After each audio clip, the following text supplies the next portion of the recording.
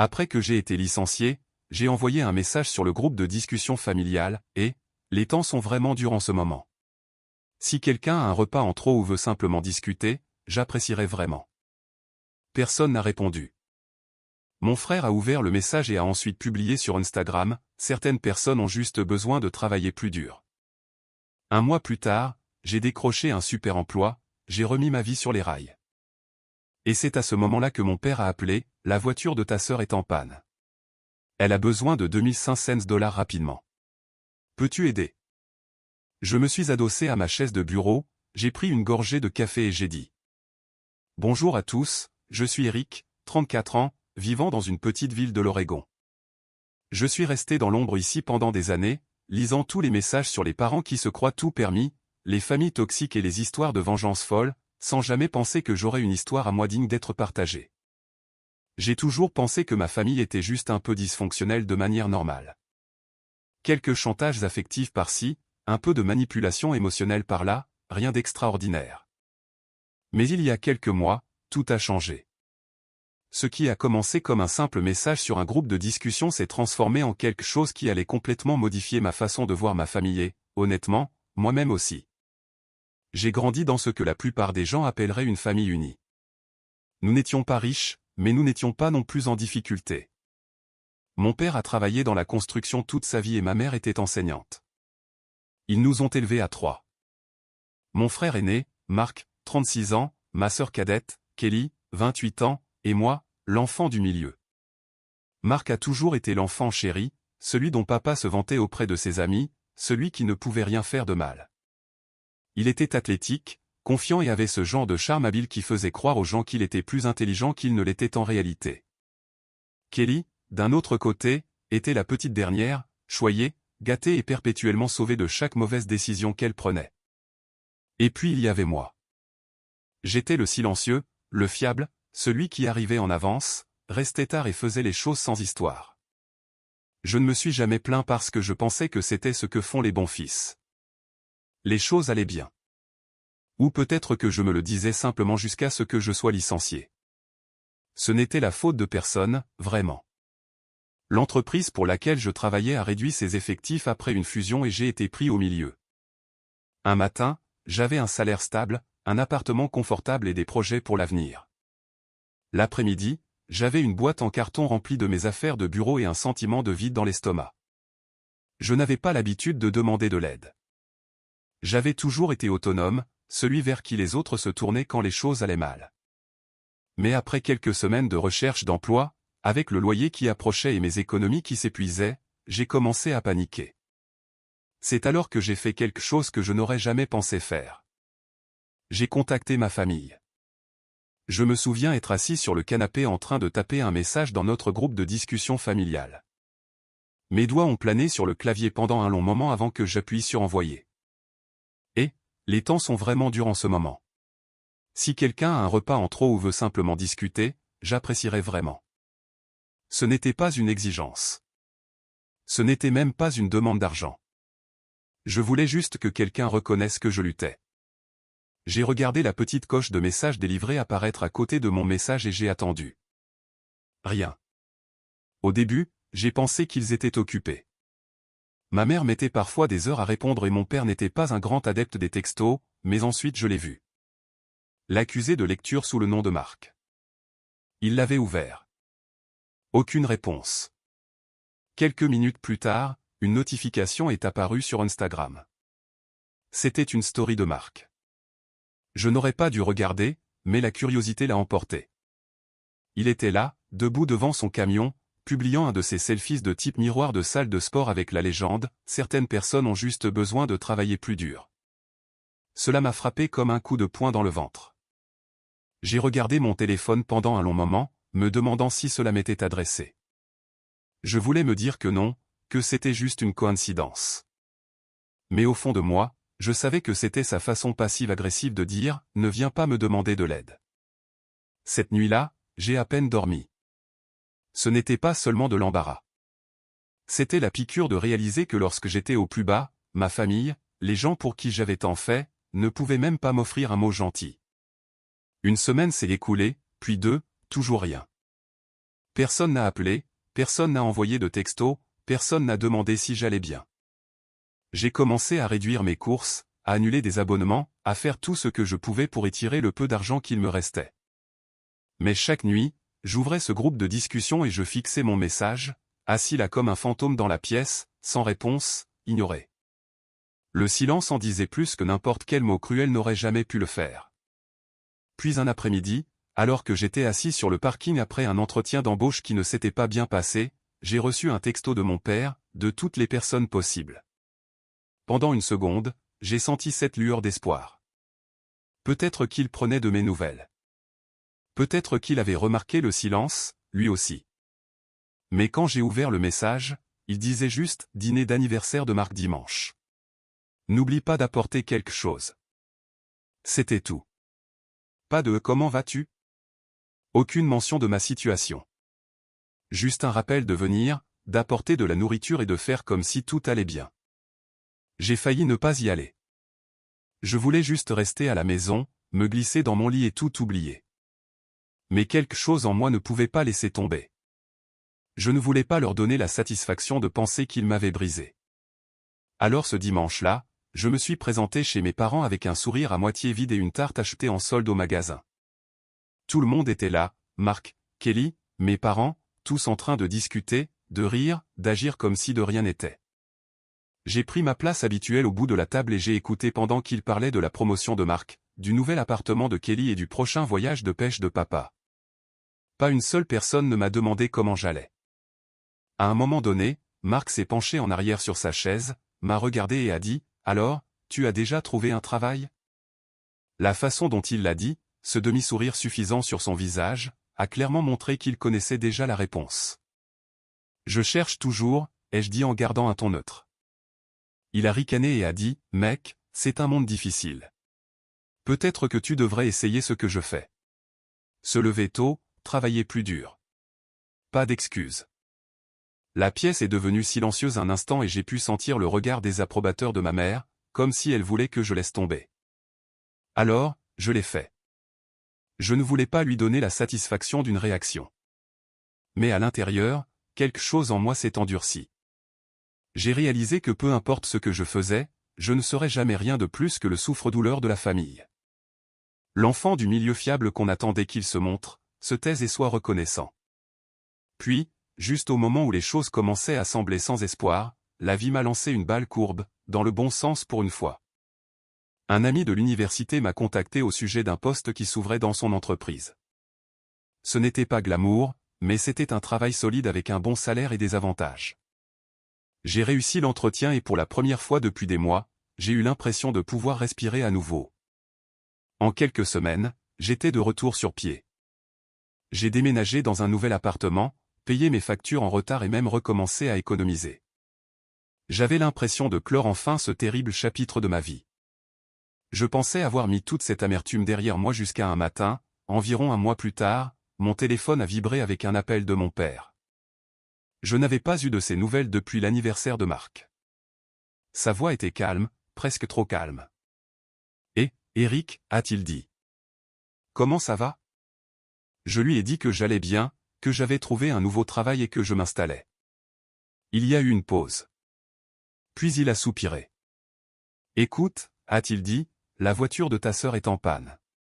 Elle a besoin de $2500 rapidement. Peux-tu aider ? » Pendant une seconde, je suis resté assis là, à regarder par la fenêtre de mon bureau. L'ironie de tout cela m'a presque fait rire. Il y a un mois, je ne pouvais même pas obtenir de réponse à un message demandant un soutien émotionnel. Et maintenant, soudainement, il venait me voir pour de l'argent. Je me suis adossé à ma chaise, j'ai pris une lente gorgée de café et j'ai laissé le silence s'étirer juste assez longtemps pour qu'il commence à paraître nerveux. Puis j'ai dit, et c'est là que les choses ont commencé à devenir vraiment intéressantes. Je ne lui ai pas répondu tout de suite.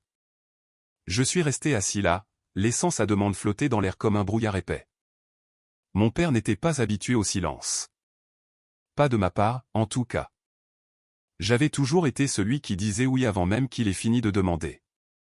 Je pouvais presque l'imaginer serrant plus fort le téléphone, attendant que j'intervienne et que je règle les choses comme je le faisais toujours. Finalement, j'ai dit doucement, tu m'appelles après tout ce temps. Il a hésité. Eh bien, oui, Eric, tu es bon avec l'argent. Tu as toujours été responsable. Kelly est dans une situation difficile, et ta mère et moi sommes à court ce mois-ci. Responsable? Ce mot avait une résonance différente maintenant. Je lui ai demandé ce qui était arrivé à la voiture de Kelly. Apparemment, elle avait ignoré un voyant de contrôle du moteur pendant des semaines jusqu'à ce qu'il tombe complètement en panne. Le mécanicien lui a donné un devis de réparation de $2500. Et bien sûr, elle n'avait pas l'argent. Elle avait dépensé son dernier salaire en produits de première nécessité. Je lui ai dit qu'elle devait apprendre à budgétiser, a dit mon père, comme si c'était drôle d'une manière ou d'une autre. Mais, tu sais, elle est encore jeune. Elle a 28 ans, lui ai-je rappelé. Il a ri maladroitement. C'est vrai. Mais c'est ta sœur, Eric. La famille est de la famille. Cette phrase, la famille est de la famille, m'a semblé être une gifle. Je lui ai dit que j'y réfléchirais et j'ai raccroché. J'ai passé le reste de la journée à tout rejouer dans ma tête.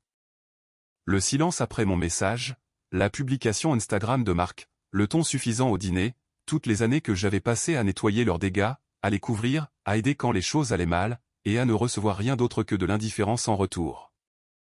Ce soir-là, j'ai reçu un texto de Kelly elle-même. C'était juste 3 mots, besoin au plus vite. Pas de salutation, pas d'explication, pas même un s'il te plaît. C'était comme si elle passait une commande à un service au volant. Je n'ai pas répondu. Le lendemain matin, j'avais 4 appels manqués. 2 d'elle, un de ma mère et un de mon père. Le groupe de discussion, qui était silencieux depuis des mois, s'est soudainement animé de messages. Maman, Eric, ta sœur est vraiment contrariée. Peux-tu simplement lui envoyer? Nous te le rendrons. Papa, elle est coincée au travail en ce moment. Sois un bon frère. Kelly, tu as littéralement un bon travail maintenant. Quel est le problème? Le culot. Le culot absolu. J'ai regardé mon téléphone, mon cœur battant. Je ne pouvais pas croire l'audace. Quand j'avais eu besoin de quelqu'un à qui parler, ils m'avaient ignoré. Maintenant, ils exigeaient de l'argent comme si c'était une obligation. Je les ai ignorés toute la journée. Le soir, Marc est intervenu. Marc, mec, aide-la, c'est tout. Ne sois pas dramatique. C'était ça. C'était le coup de grâce. Je sentais quelque chose bouillir en moi.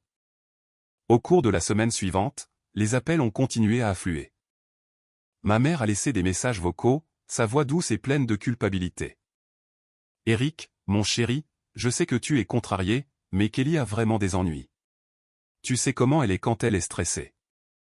Oui, je savais exactement comment elle était. Négligente, se croyant tout permis et certaine que quelqu'un la sauverait toujours. Puis la manipulation a commencé. Maman a appelé un soir et a dit, tu sais, quand tu étais à l'université, nous t'avons aidé avec les frais de scolarité. Nous n'avons jamais rien demandé en retour. Cela signifierait beaucoup si tu pouvais montrer la même générosité. J'ai presque ri. M'aider. J'ai travaillé à 2 emplois à temps partiel pendant mes études. Ils ont couvert les livres d'un semestre et ont agi comme s'ils avaient payé toute ma scolarité, mais je n'ai pas dit cela. J'ai juste dit, j'y réfléchirai. Et j'ai raccroché. Le lendemain, j'ai découvert ce que y réfléchir m'avait valu. Kelly a publié sur les réseaux sociaux un de ces vagues messages du genre « pauvre de moi » ou sur la façon dont certaines personnes dans la famille oublient d'où elles viennent une fois qu'elles commencent à gagner de l'argent. Elle ne m'a pas nommé, mais tout le monde savait. C'était surréaliste de la voir jouer la victime si facilement, comme si elle l'avait répété. Et mes parents, ils ne m'ont pas défendu. Ils n'ont même pas appelé pour demander ma version des faits. Ils ont juste laissé le récit se dérouler.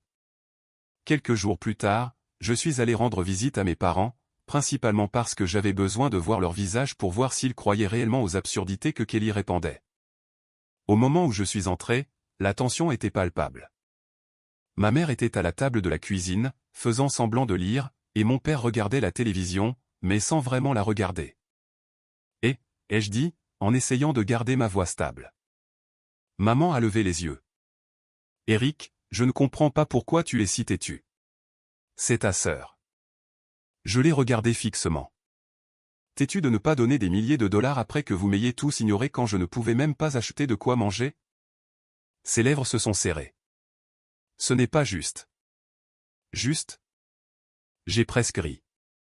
Quand j'ai envoyé ce message, vous l'avez tous lu et n'avez rien dit. Pas même un tiens bon. Mais maintenant, soudainement, je suis l'égoïste parce que je ne veux pas financer les mauvaises habitudes de Kelly. Elle n'a pas répondu. Elle a juste soupiré et a dit, tu réagis de manière excessive. C'était sa phrase fétiche chaque fois que je soulevais un point qu'elle ne pouvait pas réfuter. Puis mon père est intervenu. Écoute, Eric, il ne s'agit pas du passé. Il s'agit de la famille qui se serre les coudes quand quelqu'un a besoin d'aide. La famille qui se serre les coudes, ai-je répété lentement. C'est vrai. Sauf que ça ne marche que dans un sens, n'est-ce pas? Sa mâchoire s'est crispée, mais il n'a rien dit d'autre. Je suis parti avant de dire quelque chose que je ne pourrais pas reprendre. Quelques jours plus tard, j'ai de nouveau reçu un texto de Kelly. Il disait, j'ai emprunté à Marc. Il a dit que tu étais difficile. Je suppose que nous savons qui est le favori maintenant. Clin d'œil. Cette stupide émoji clignant de l'œil m'a presque fait jeter mon téléphone à travers la pièce. J'aurais dû laisser tomber. J'aurais vraiment dû. Mais quelque chose en moi, cette petite partie-là qui avait été piétinée trop de fois, a décidé que c'en était assez. J'ai arrêté de répondre à leurs appels. J'ai mis le groupe de discussion en sourdine. Je me suis concentré sur mon nouveau travail et j'ai tranquillement commencé à fixer des limites, des choses que je n'avais jamais faites auparavant. Mais plus j'essayais de créer de la distance, plus ils insistaient. Maman a commencé à se présenter à mon appartement sans prévenir. Une fois, elle a apporté des restes et a dit, tu nous manques. Kelly nous a dit, tu es en colère parce qu'elle ne pouvait pas te rembourser assez vite. J'ai cligné des yeux. Me rembourser? Je ne lui ai jamais donné un centime. Son sourire a vacillé. Elle a dit, si, tu l'as fait. C'est à ce moment-là que j'ai réalisé qu'il ne s'agissait pas seulement de l'argent. Il s'agissait du contrôle, du récit, des rôles familiaux, de la façon dont ils me voyaient tous. J'étais censé être le fiable, le réparateur, l'aide silencieuse. Mais à la seconde où j'ai arrêté de jouer ce rôle, ils ne savaient plus quoi faire de moi. Les choses n'ont fait qu'empirer à partir de là. Kelly a commencé à dire à des parents que j'avais changé, que j'étais devenu froid et arrogant depuis que j'avais obtenu mon nouveau travail.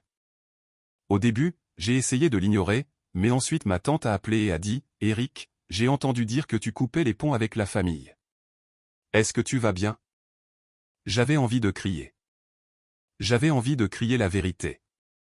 Au lieu de cela, j'ai juste dit, « Je vais bien. » Et j'ai raccroché. Puis est venue la goutte d'eau qui a fait déborder le vase, le point de rupture. C'était un dimanche après-midi quand mon père a de nouveau appelé. Son ton était différent cette fois. Urgent, un peu tremblant. « Eric, peux-tu venir? Nous devons parler. » Contre mon meilleur jugement, j'y suis allé. Quand je suis arrivé, tout le monde était déjà assis dans le salon. Maman, papa, Marc et Kelly. L'air était épais et j'ai immédiatement su que quelque chose n'allait pas. Papa s'est éclairci la gorge. « Ta sœur a été vraiment contrariée, a-t-il commencé. Kelly a reniflé de manière dramatique. « Je ne comprends tout simplement pas pourquoi tu es si méchant avec moi, Eric.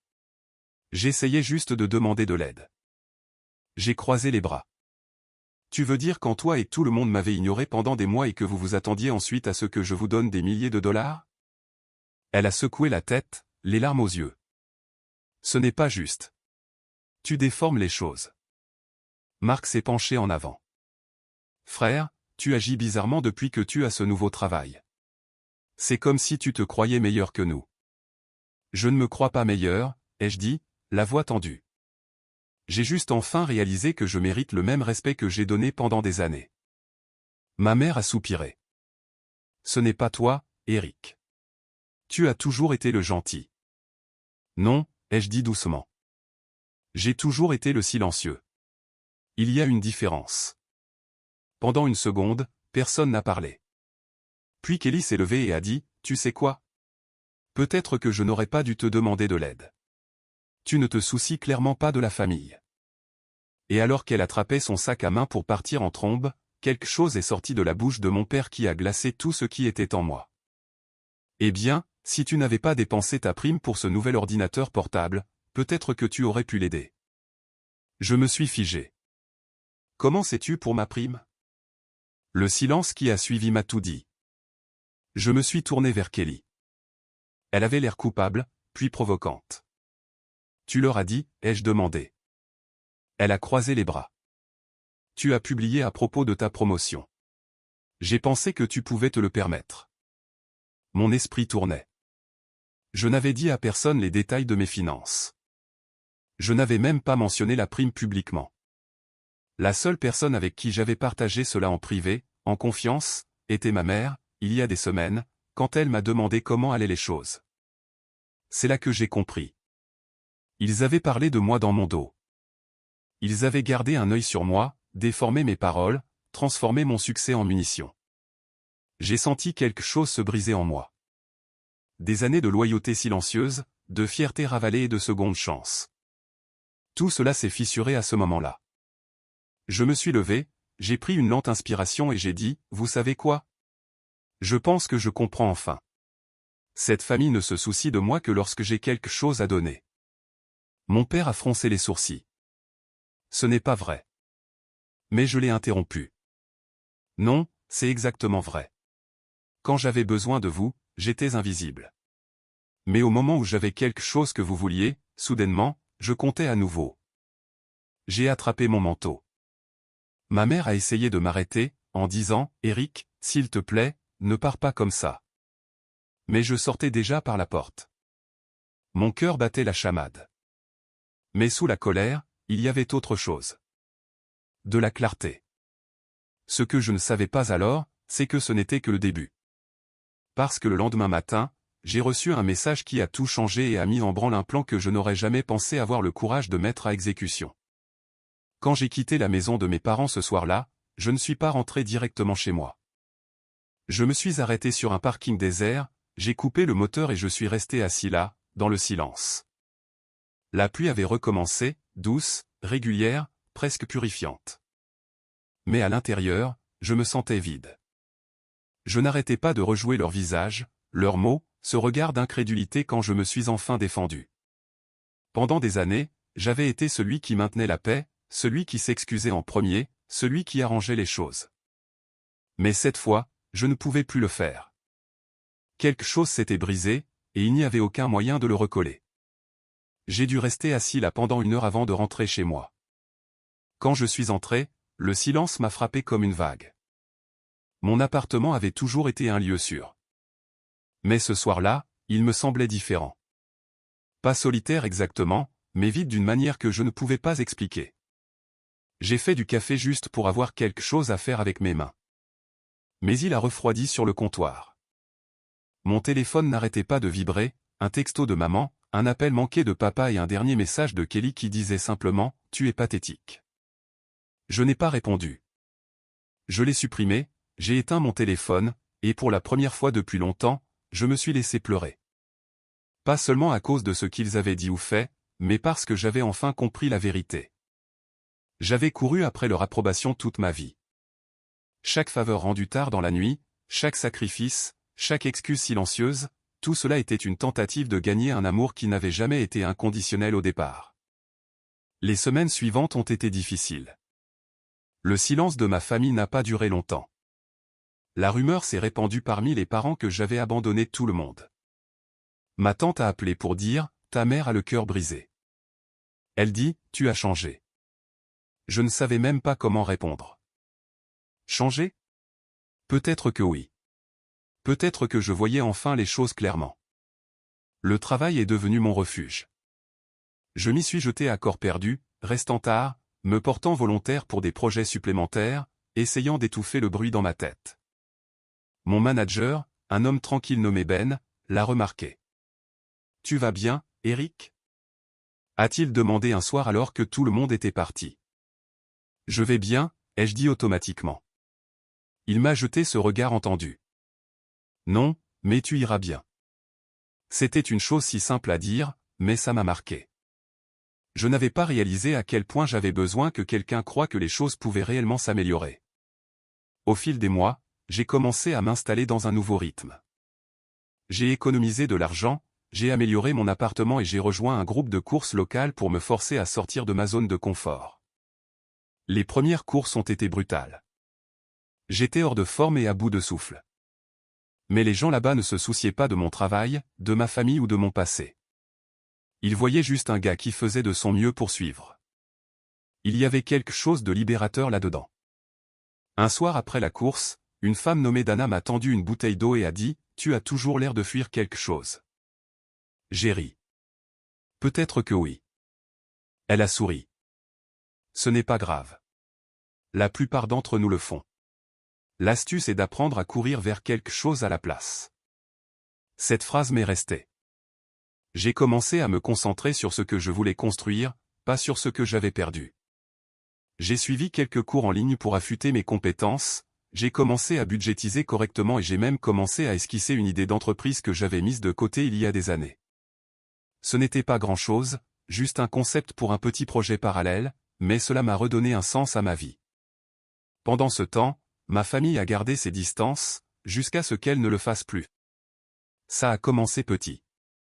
Ma mère a envoyé un texto à l'approche des fêtes. Nous dînons le soir de Noël. Cela signifierait beaucoup si tu venais. J'ai hésité. Une partie de moi voulait y aller pour voir si les choses avaient changé, pour voir si peut-être la poussière était retombée. Contre mon meilleur jugement, j'ai dit oui. Quand je suis arrivé, la maison avait l'air exactement la même.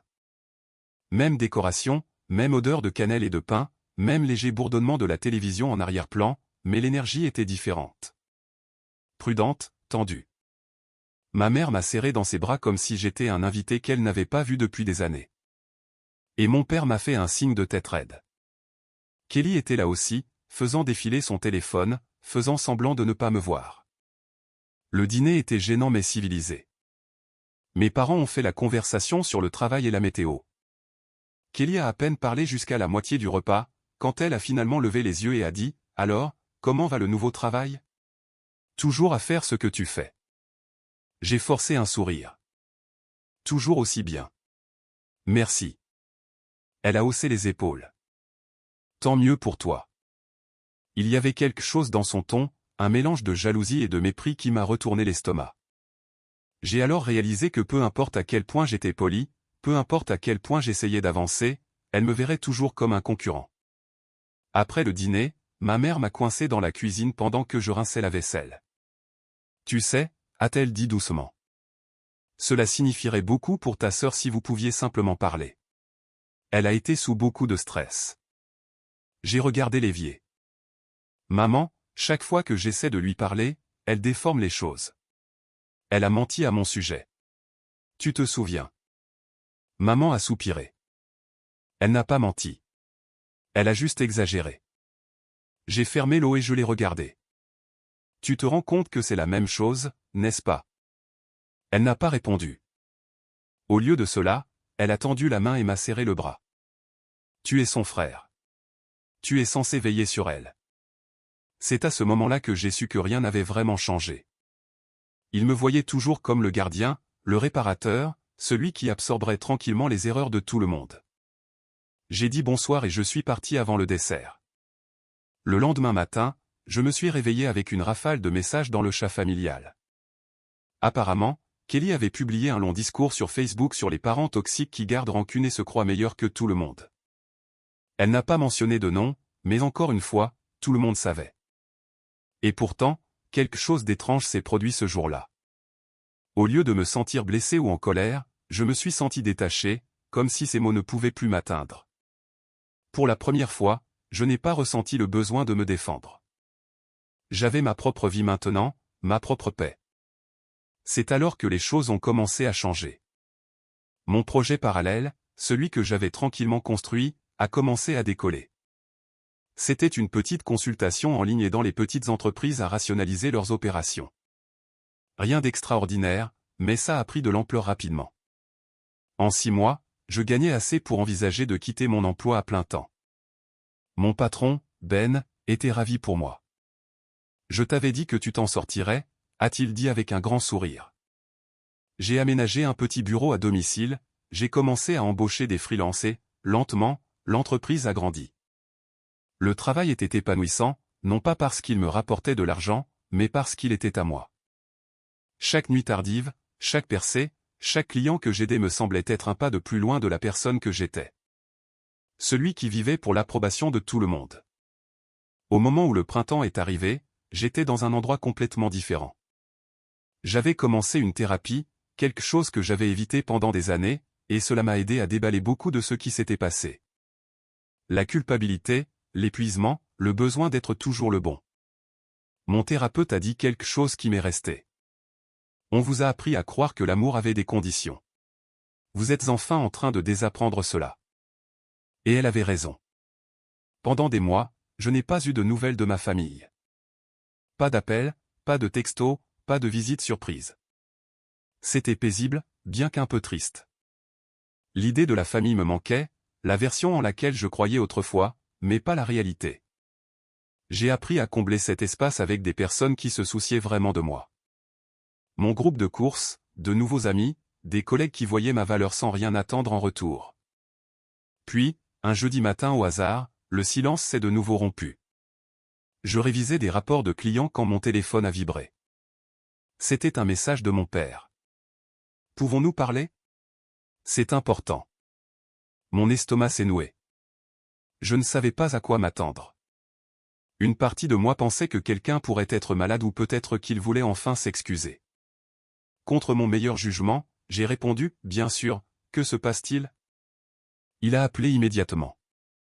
Son ton était calme, mais il y avait un courant sous-jacent de quelque chose. De la tension, peut-être même du désespoir. Eric, a-t-il dit. Ta sœur a encore des ennuis. Bien sûr qu'elle en avait. Je me suis adossé à ma chaise. Quel genre d'ennui ? Il a hésité. Financier. Elle a fait quelques choix peu judicieux, a contracté des prêts. Elle ne peut pas rembourser, la banque menace de poursuites judiciaires. J'ai senti cette vieille douleur revenir, le tiraillement familier entre le devoir et l'autopréservation. Il a continué en expliquant que Kelly avait lancé une petite boutique en ligne mais ne l'avait pas bien gérée. Maintenant, elle était endettée de dizaines de milliers de dollars. Je n'ai rien dit pendant un moment. Je pouvais l'entendre respirer à l'autre bout, attendant que je propose une solution. Finalement, j'ai demandé, « Et qu'est-ce que vous attendez exactement que je fasse à ce sujet ?» Il y a eu une longue pause.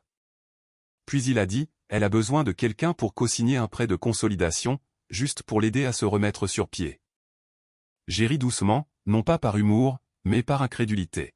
« Vous devez plaisanter. » Il a soupiré. « Je sais qu'elle a fait des erreurs, mais c'est la famille. Eric, tu en as les moyens maintenant. Tu pourrais vraiment faire une différence. » C'était presque poétique de voir comment le cycle essayait de recommencer. Le vieux script, mot pour mot. Mais cette fois, quelque chose en moi avait changé. Je n'étais plus ce fils silencieux, désespéré de plaire. Je m'étais reconstruit de fond en comble sans eux. Je ne lui ai pas donné de réponse ce jour-là. Au lieu de cela, je lui ai dit que j'y réfléchirais, non pas parce que je prévoyais d'accepter, mais parce que j'avais besoin de temps pour décider quelle sorte de fin cette histoire aurait. Ce soir-là, alors que j'étais assis dans mon bureau, entouré de tout ce pourquoi j'avais travaillé, j'ai réalisé quelque chose d'important. Je ne leur devais pas la version de moi à laquelle ils s'attendaient. Je ne leur devais ni silence, ni sacrifice, ni pardon sans fin, mais je me devais quelque chose à moi-même. Une conclusion. Et comme le destin l'a voulu, j'allais avoir ma chance. Parce que la semaine suivante, j'ai reçu une invitation inattendue qui allait ramener à la lumière chaque ressentiment enfoui, chaque vieille blessure et me forcer à faire un choix qui changerait tout pour moi et pour eux. L'invitation est arrivée un mardi matin tranquille. Un courriel de ma mère avec pour objet, réunion de famille, annonce importante.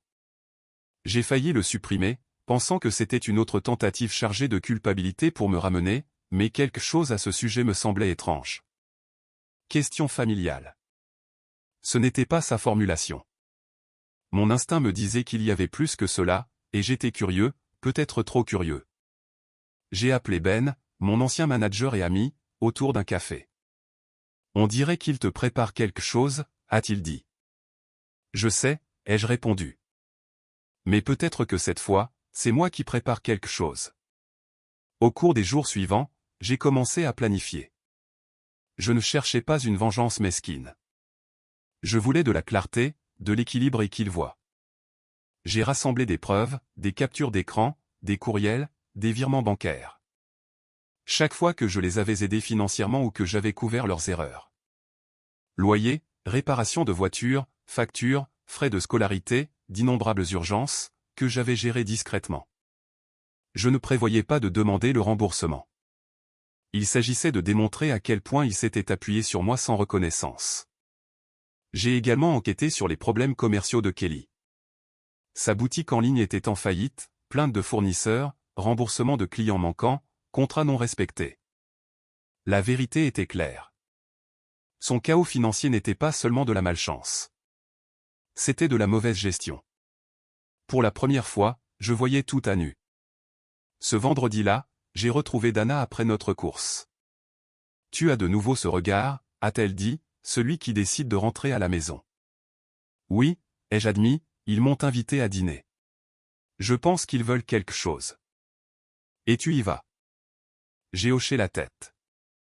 Mais je n'y vais pas à l'aveugle. Cette fois, c'est moi qui contrôle. Elle a souri. Se défendre n'est pas de la cruauté. Samedi est arrivé. Je me suis garé devant leur maison et je me suis senti calme pour la première fois depuis des années. Je suis entré, saluant tout le monde avec une politesse composée. Le visage de maman s'est illuminé d'une joie forcée. « Eric, je suis si contente que tu sois venu. » J'ai souri faiblement. Je ne l'aurais pas manqué. Le dîner a commencé maladroitement. Des conversations de salon masquant l'attention. Kelly a à peine levé les yeux de son téléphone. Marc a souri d'un air suffisant, essayant d'affirmer sa domination avec des blagues sur ma nouvelle entreprise. Toujours en train de gérer cette petite affaire à toi. J'ai hoché la tête calmement. Oui, ça se passe bien. C'est drôle.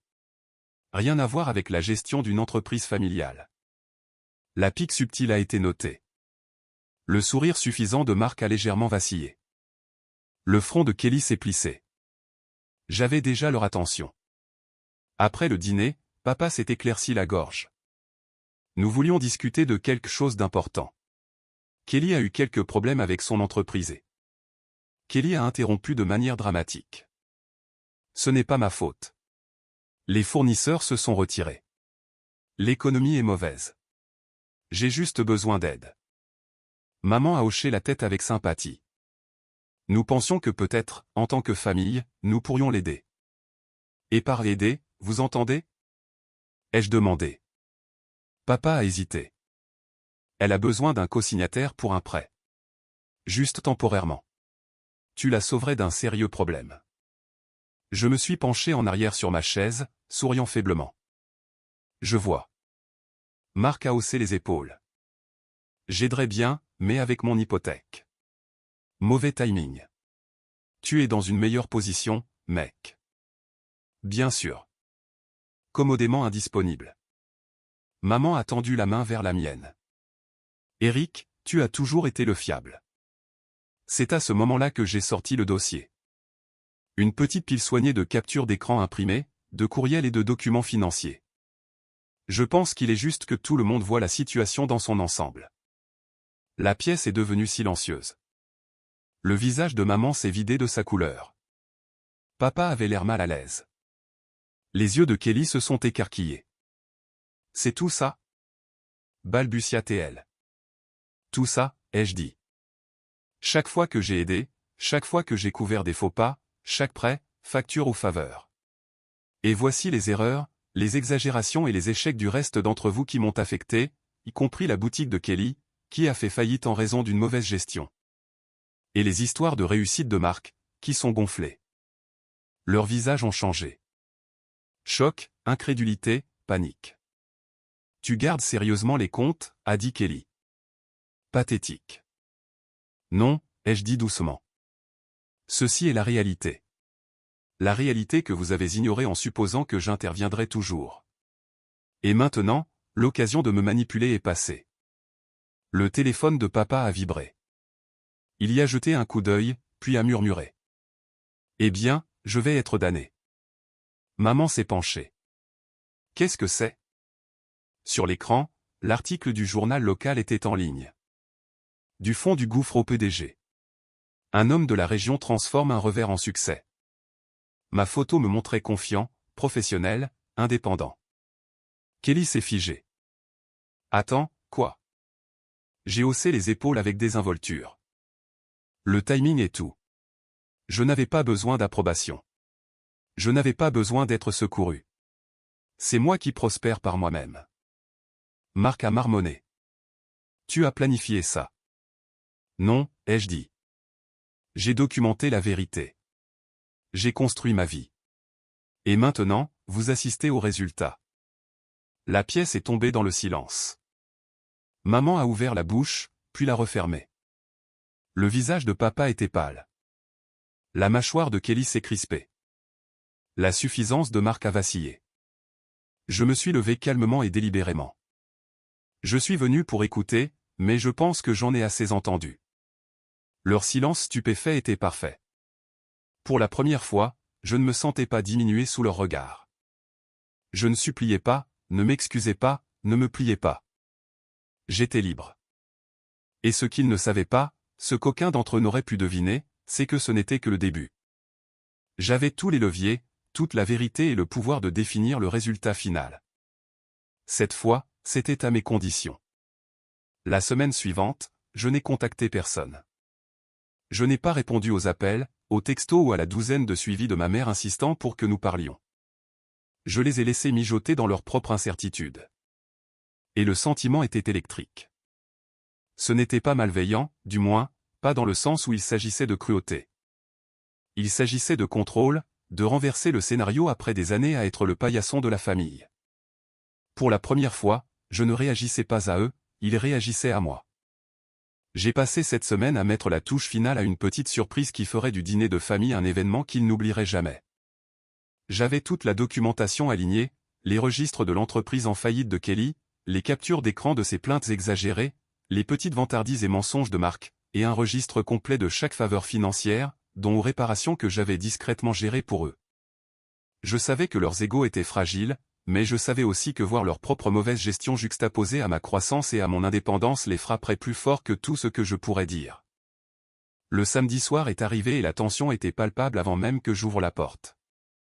Mes parents m'avaient invité à une autre réunion de famille sous prétexte de discuter d'un investissement conjoint potentiel que Kelly voulait proposer. J'ai souri en me garant, me sentant calme et intouchable. L'air sentait faiblement la cannelle et le pain, une odeur rituelle que ma mère utilisait toujours pour que tout semble confortable et inoffensif. Je suis entré en saluant nonchalamment tout le monde et en prenant place à table. « Eric » s'est exclamé maman, troublée. « Tu es en avance. » « Je ne voudrais pas manquer la réunion », ai-je répondu d'un ton égal. Kelly faisait défiler son téléphone, inconsciente, et Marc s'est adossé à sa chaise avec son sourire suffisant habituel. « Tu as été occupé, hein? Toujours en train de gérer cette petite affaire à toi. » J'ai hoché la tête en souriant.